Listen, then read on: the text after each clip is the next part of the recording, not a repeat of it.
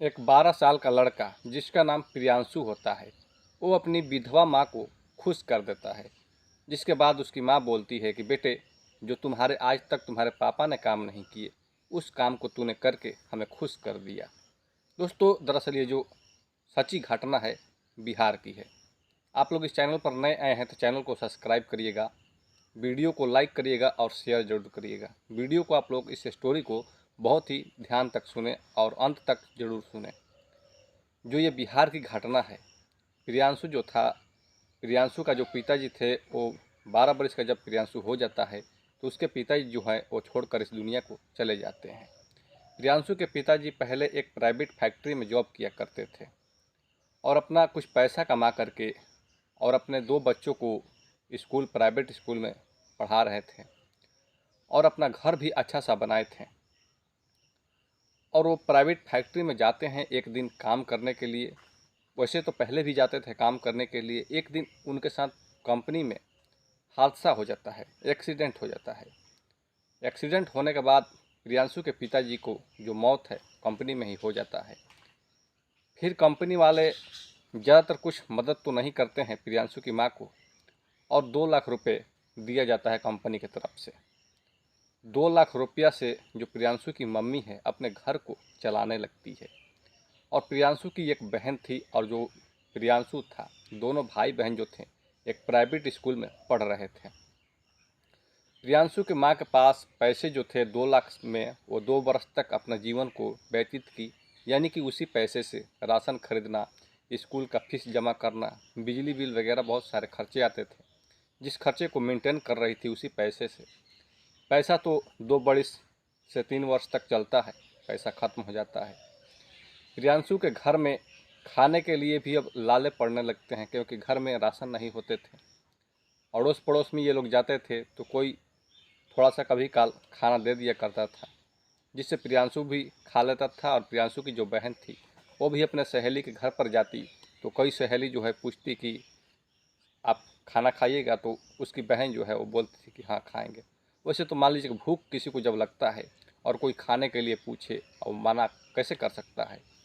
इसी तरह से इन लोगों का दिन जो है कट रहा था।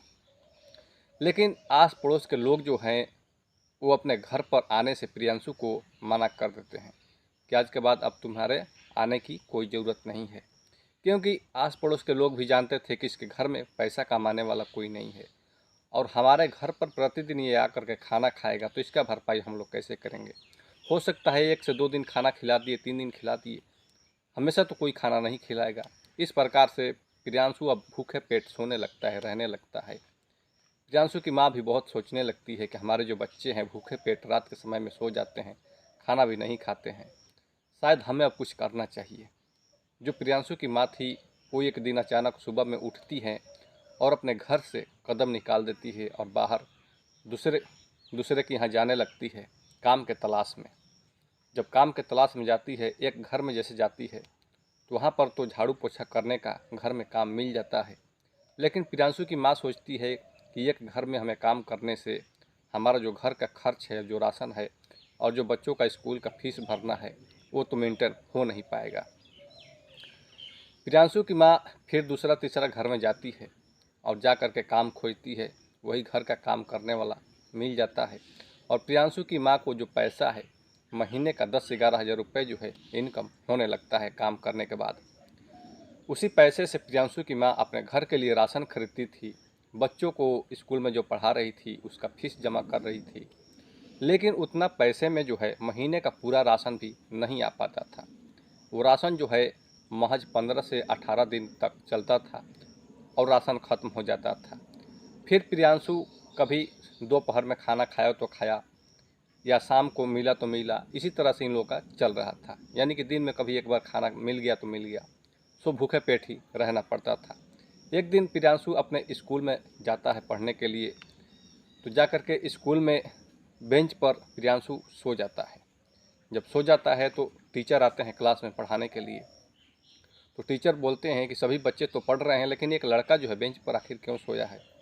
उसे बोलते हैं तो जो स्टूडेंट लोग होते हैं क्लास के वो प्रियांशु को उठाते हैं। जैसे ही जो टीचर होते हैं बोलते हैं, क्या तुम स्कूल में सोने के लिए आए हो या पढ़ने के लिए आए हो। प्रियांशु बोलता है कि सर हम तो पढ़ने के लिए ही आए हैं, लेकिन हमारा तबीयत जो है सही नहीं है। फिर टीचर पूछते हैं कि तुम्हें क्या हो गया है। प्रियांशु बताता है कि सर हमें ऐसा लगता है कमजोरी जैसा महसूस हो रहा है। जो टीचर थे वो बोलते हैं कि वो खाना नहीं खा के आए हो। जो प्रियांशु है वो बोलता है कि सर हमारे घर में तो खाना बना ही नहीं, फिर मैं कैसे खाना खा करके आऊँ। प्रियांशु बताता है अपने टीचर से कि हमारे घर में राशन खत्म हो गया था, जिसकी वजह से हमने खाना नहीं खाया और हमें कमजोरी जैसा महसूस हो रहा है। जो टीचर थे वो स्कूल के जो क्लास के बच्चे थे उन्हें कुछ पैसा देते हैं और बोलते हैं कि जाओ बाज़ार से कुछ सामान खरीद करके लाओ खाने वाला। जो बच्चे थे जाते हैं स्कूल से बाहर, जो समोसा जलेबी वगैरह था खरीद कर लाते हैं और फिर प्रियांशु को खिलाया जाता है। खिलाने के बाद जो टीचर थे वो पूछते हैं कि बेटा अब कैसा तुम्हारा तबीयत है। प्रियांशु बताता है कि सर हमारा तबीयत अब कुछ ठीक लग रहा है। प्रियांशु जाकर क्लास में पढ़ाई जारी करता है, पढ़ने लगता है। जैसे ही शाम का समय होता है, छुट्टी का समय होता है, तो प्रियांशु स्कूल से जैसे ही बाहर निकल रहा था तो जो टीचर थे वो प्रियांशु को अपने पास बुलाते हैं और बोलते हैं कि ये कुछ पैसे ले लो और इस पैसे से तुम कुछ राशन खरीद कर अपने घर पर ले जाना। प्रियांशु पैसे को लेता है और जाता है बाज़ार से राशन भी खरीदता है और राशन खरीद कर अपने घर पर जाता है। घर पर जाकर के उस राशन को अपने किचन में रख देता है। जैसे ही उसकी माँ जो है शाम के समय में आती है दूसरे के यहाँ से काम करके, तो जैसे ही किचन में जाती है तो देखती है कि किचन में बहुत सारा सामान जो है पड़ा हुआ है राशन। जो प्रियांशु की माँ है सोचने लगती है कि आखिर ये राशन किसने लाया। अपने बेटे से प्रियांशु से पूछती है, बेटा क्या राशन तुमने लाया? तो बताता है कि हाँ माँ, हम ही ने खरीद करके लाया। लेकिन प्रियांशु की माँ फिर पूछती है कि तुमने पैसे कहाँ से लाए इतना राशन खरीदने के लिए।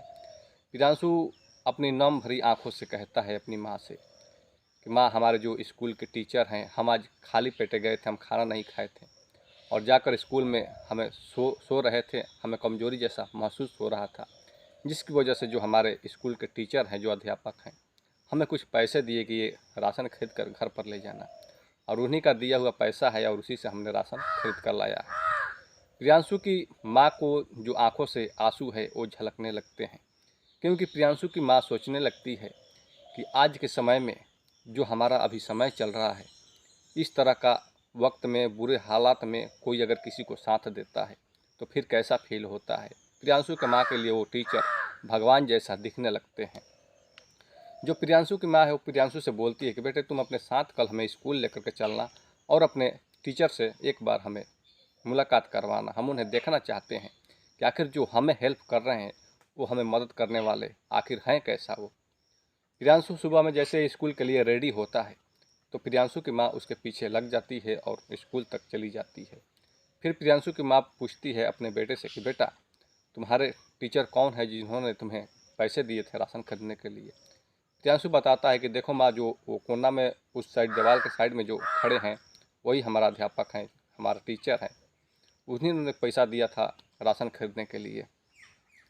प्रियांशु की माँ पूरा दौड़ी भागी जाती है टीचर के पास और उनका जा कर के पैरों में गिर जाती है और फिर रोने लगती है। जो टीचर थे वो सोचने लगते हैं कि अचानक एक महिला आकर के और हमारे पैर को पकड़कर रोने क्यों लगी। फिर उन्हें टीचर जो हैं वो बोलते हैं कि बहन उठो, क्या बात हुआ, तुम हमारे पैर को पकड़ के रो क्यों रही हो।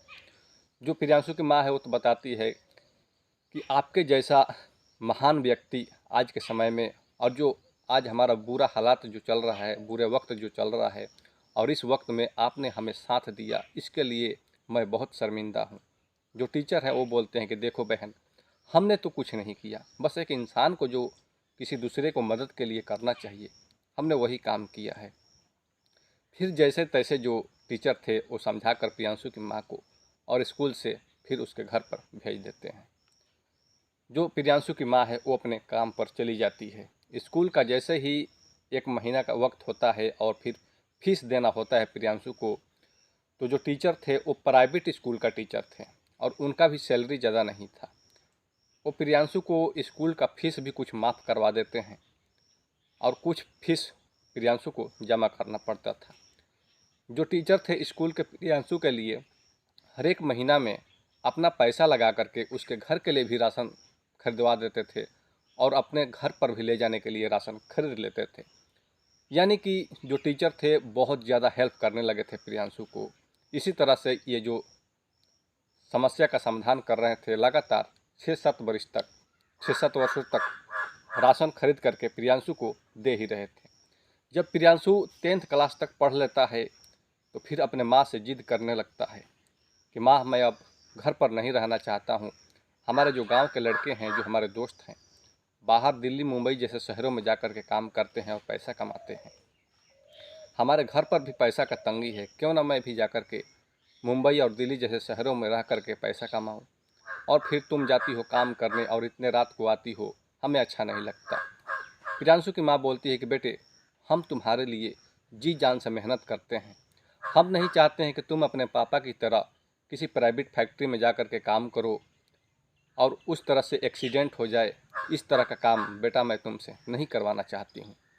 हमारा उम्मीद है और हमारा भरोसा है कि तुम एक दिन बड़ा आदमी ज़रूर बनोगे और इसी तरह से तुम अपना पढ़ाई जारी रखो। अच्छा है, जितना भी पैसे का काम हो या फिर मेहनत करना हो, मैं तुम्हारे लिए सब कुछ करूँगी। अपने बेटे को समझा करके प्रियांशु की माँ जो है अपने घर पर ही रखती है और फिर इंटर तक का पढ़ाई को पूरा करवाती है। प्रियांशु अपने इंटर तक का पढ़ाई को पूरा करता है और पूरा करने के बाद फिर अपनी माँ से बोलता है कि माँ, अब तो मैं रुकने वाला नहीं हूँ, क्योंकि हम लोगों को समस्या जो है इतना गंभीर हो चुका है और हमारे जो टीचर हैं वो कब तक हमें राशन खरीद कर देते रहेंगे और हम लोग खाते रहेंगे। आखिर उनका भी तो घर है, उनका भी तो बच्चे होंगे घर पर, उन्हें भी पैसा का काम है। जो प्रियांशु है वो अपनी माँ का बात एक भी नहीं मानता है और चला जाता है मुंबई शहर में काम करने के लिए अपने दोस्तों के साथ में। वहाँ पर जाता है तो पहले तो जाता है तो 12 घंटे का ड्यूटी करता है, लेकिन जब कंपनी में काम करता था तो उसे समझ में आता था कि कितना मेहनत से पैसा आता है। प्रियांशु अब 12 घंटे जो काम होता था उसको छोड़ करके 8 घंटा काम करने लगता है और अपना पढ़ाई जो है यूपीएससी का तैयारी करने लगता है। तैयारी करते करते जो भी समय था या पैसे का ज़रूरत पड़ता था तो कुछ अपने दोस्तों से भी ले लिया करता था और जो 8 घंटा ड्यूटी करता था उस पैसे को अपने माँ के पास भी भेज दिया करता था राशन खरीदने के लिए। जो यूपीएससी का एग्ज़ाम का समय आता है तो प्रियांशु अपने दोस्तों से कुछ पैसे लेकर के और जाता है यूपीएससी का एग्ज़ाम देने। वहाँ से एग्ज़ाम दे करके फिर अपने उसी मुंबई शहर में वहीं पर लौट जाता है और जाकर फिर से अपने प्राइवेट कंपनी में ड्यूटी करने लगता है। जब एक दिन रिजल्ट आता है तो उस रिजल्ट को देख करके प्रियांशु को पैरों तले ज़मीन खिसक जाता है और उसके आंखों में खुशी की जो आंसू होते हैं वो बहने लगते हैं। जो प्रियांशु के दोस्त हैं तो बोलते हैं कि भाई, तुम रो क्यों रहे हो।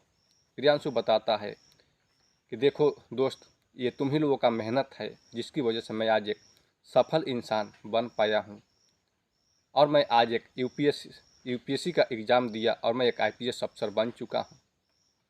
जब ये बात सुनते हैं प्रियांशु के दोस्त तो सुन करके बहुत ही चहल पहल करने लगते हैं और वहाँ से वो सभी लोग जो हैं खुश हो जाते हैं और घर तक भी फ़ोन किया जाता है कि आपका बेटा जो है एक आईपीएस अफसर बन चुका है। प्रियांशु वहीं से ट्रेनिंग पर जाता है और ट्रेनिंग से जब लौटता है तो वहीं पर रह करके और उसका जो ड्यूटी होता है वो दिल्ली के मुरादाबाद में उसका ड्यूटी होता है। प्रियांशु का ड्यूटी जो है अपना लगातार 6 महीना तक करता है और फिर 6 महीना का बाद 1 महीने का उसे छुट्टी मिलता है। उसी 1 महीने की छुट्टी में वो अपने दोस्तों के साथ घर पर जाता है। जैसे ही घर पर जाता है तो गांव के जो लोग थे वो बोल रहे थे कि प्रियांशु एक आईपीएस अफसर बन चुका है, हमारे गांव का नाम रोशन किया है, हमारे ज़िले का नाम रोशन किया है। उसे फूल माला लेकर के सभी लोग स्वागत के लिए तैयारी हो जाते हैं। जब सभी लोग तैयारी हो जाते हैं तो प्रियांशु को कुछ समझ में नहीं आता कि आखिरकार हमारे गांव के लोग यहाँ पर इतना भीड़ क्यों लगाए हैं। जैसे ही प्रियांशु बस से उतरता है तो उसे कोई माला पहनाता है तो कोई मिठाई लेकर के जाता है खिलाने के लिए और प्रियांशु को लोग गोद में उठा करके अपने उसके घर की तरफ चल देते हैं। माँ के पास जाता है, माँ से मुलाकात करता है। ये जो पहले की तरक्की और पहले की जो समस्या थी कि एक दिन ऐसा भी समय था कि खाने के लिए घर में पैसे नहीं थे, एक वक्त भोजन के लिए भी सोचना पड़ता था। और आज जो लड़का आईपीएस अफसर बन चुका है तो उसके दिलो दिमाग में कौन सी ऐसी बात चल रही होगी जो अपने प्रियांशु अपनी माँ से पूछता है कि माँ, हमारे जो टीचर हैं जो हमें पढ़ा रहे थे वो स्कूल में है या नहीं है, हम आते हैं देख करके। प्रियांशु जाता है देखने के लिए, तो स्कूल में पता करता है कि जो हमारे हिंदी क्लास के टीचर थे वो है या नहीं है। तो कुछ जो टीचर थे वो बोलते हैं कि नहीं, वो तो अब है नहीं, वो आजकल अपने घर पर ही रहते हैं। प्रियांशु वहाँ से डायरेक्ट आता पता लेता है अपने मास्टर जी का और उनके गांव तक पहुँच जाता है। जब उनके गांव पर पहुँचता है तो देखता है कि उनके घर के सामने एक लड़की जो है बच्चों को पढ़ा रही है ट्यूशन। जब उस लड़की से पूछता है प्रियांशु कि हमारे जो हिंदी क्लास के नरेश जी जो टीचर हैं वो कहाँ पर मिलेंगे, तो लड़की बताती है कि वो हमारे पापा हैं, उनका तबीयत खराब है, अभी घर में सोए हैं। जो प्रियांशु है घर में जाता है और उनको जब देखता है तो चारपाई पर ऐसे ही लेटे हुए थे, पड़े हुए थे। जब प्रियांशु को देखते हैं टीचर तो उठकर और बैठ जाते हैं और बहुत ही ज़्यादा रोने लगते हैं। बोलते हैं कि बेटा, आज तो हमारा बहुत ही इतना बुरा हाल हो गया है कि मैं किसी को हेल्प भी नहीं कर सकता हूँ। टीचर को ये लग रहा था कि जो प्रियांशु है हमारे पास फिर कोई हेल्प के लिए आया हुआ है। जो टीचर हैं वो पहले ही बोल देते हैं कि बेटे, हमारा समय अभी ऐसा चल रहा है कि मैं किसी को 1 रुपया भी मदद नहीं कर सकता हूँ। इस तरह का हमारा हालात है। हमारी बेटी घर के बाहर देखो ट्यूशन करा रही है बच्चों को, और उसी के पैसे से हमारा राशन खरीद कर आता है और वो हम लोग खाते हैं। हम तो चारपाई से उठ भी नहीं सकते हैं, हम कुछ करने लायक है ही नहीं। प्रियांशु जब इस बात को सुनता है तो अपने टीचर से बताता है कि आपका शिक्षा दिया हुआ व्यर्थ नहीं गया, मैं एक बहुत ही महान और सच्चा इंसान बन चुका हूँ, क्योंकि जो आपका सोच था उस तरह का हमने काम किया। हम एक आईपीएस अफसर बन चुका हूँ। जब इस बात को बोलता है और टीचर जी सुनते हैं तो सुन करके उन्हें भी पैरों तले ज़मीन खिसक जाते हैं, क्योंकि जो जिस पर शक नहीं किया जाता कि ये लड़का जो है आने वाले समय में क्या कर सकता है, और वो अपने मुकाम को हासिल कर लिया। टीचर बहुत खुश हो जाते हैं। टीचर को प्रियांशु वहाँ से उठाकर और गाड़ी एक बुलाता है, रिजर्व करता है, उसमें लेकर हॉस्पिटल तक पहुँचता है और हॉस्पिटल पहुँच करके अपने टीचर को इलाज कराता है। इलाज करवा करके घर पर ले आकर उन्हें छोड़ देता है और फिर उन्हें कुछ पैसे भी देता है प्रियांशु अपनी तरफ से, और बोलता है कि गुरुजी आप इस पैसे को रखिए और अपने घर को अच्छी तरह से चलाइए। जब प्रियांशु टीचर के घर से जाता है अपने घर पर, अपने मम्मी से बोलता है कि हमारे जो टीचर हैं उनका बहुत आजकल बुरा वक्त चल रहा है, उनके हालात जो है बहुत ज़्यादा ख़राब हो चुके हैं। उनके घर में एक लड़की है उनकी और जवान है, और वही लड़कों को बच्चों को ट्यूशन कराती है और उन्हीं के पैसे से जो है टीचर का हमारे टीचर जी का जो है कि राशन खरीद कर आता है। जब इस बात को प्रियांशु की माँ सुनती है तो बोलती है कि बेटे, मैं उनके पास जाना चाहती हूँ। प्रियांशु अपने मम्मी को भी लेकर के चला जाता है टीचर के पास, और टीचर के पास जैसे ही जाता है तो सारी बातें चीतें होने लगती है कि जो समस्या जो टीचर है वो बताते हैं कि बहन, जो तुम्हारी समस्या आज से कुछ दिन पहले थी वो समस्या आज हम पर आन पड़ी है। जो गुरुजी थे टीचर, वो बोलते हैं कि हमारा तो कुछ अब है ही नहीं, हमारा एक लड़की है, बस इसी का शादी अगर हो जाए तो बहुत अच्छा रहता। जो प्रियांशु की माँ है वो बोलती है कि मैं चाहती हूँ कि आपकी लड़की की जो शादी है आप हमारे लड़का से, प्रियांशु से कर दीजिए। जो टीचर है वो बोलते हैं कि बहन, तूने तो हमारे मुंह की बात ही छीन ली, और आखिर एक आईपीएस अफसर से हमारी बेटी का शादी कैसे हो सकता है, और तुमने ये बात कह कैसे दी। यानी कि जो प्रियांशु की माँ थी, जिस वक्त में प्रियांशु को जो टीचर थे वो हेल्प किए थे, मदद किए थे, उस प्रकार से जो प्रियांशु की माँ है आज अपना कर्ज अदा कर देती है गुरुजी के पास टीचर के। और टीचर भी तैयार हो जाते हैं दोनों का, प्रियांशु का और जो टीचर की लड़की थी उसका भी, दोनों का शादी बहुत ही धूमधाम से होता है। और जो टीचर थे उनको पहले से ही लकवा मार दिया था, जिसकी वजह से वो दुनिया को छोड़कर चले जाते हैं। और प्रियांशु जो है अपने पत्नी के साथ में और अपने मम्मी के साथ में मुंबई शहर के जो एरिया होता है, भिवंडी लगता है, वहीं पर उसका ड्यूटी होता है, वहीं पर रहने लगता है। तो आप लोगों को ये स्टोरी जो है सच्ची घटना कैसी लगी? और उसी में एक माँ जो है, विधवा माँ, बोलती है कि बेटा, जो तुम्हारे पापा ने काम नहीं किए थे उस काम को तुमने करके दिखाया।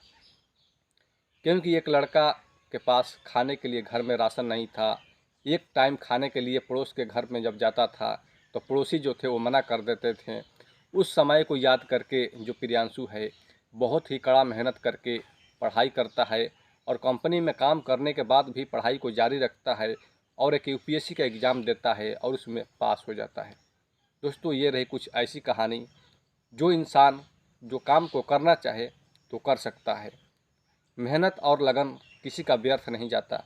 अगर आप मेहनत करिएगा, लगन से काम करिएगा तो उसमें सफल अवश्य होइएगा। आप लोगों को ये स्टोरी कैसी लगी कमेंट में कमेंट करके ज़रूर बताइएगा।